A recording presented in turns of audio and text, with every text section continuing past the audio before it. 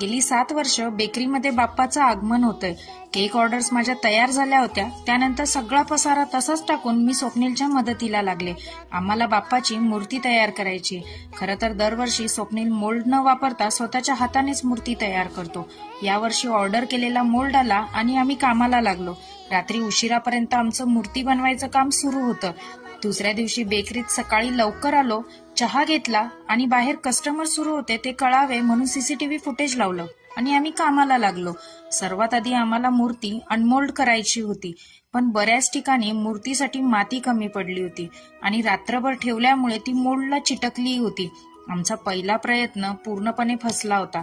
आम्ही लगेचच mould clean केला आणि पुन्हा एकदा मूर्ती बनवायला घेतली. बाहेर सतत कस्टमर सुरू असतात आणि ऑर्डर्सही असतात, त्यामुळे मला फार काही मदत करता येत नाही. स्वप्नीलने मूर्ती तयार केली आणि आम्ही लगेचच ती अनमोल्ड करायला घेतली.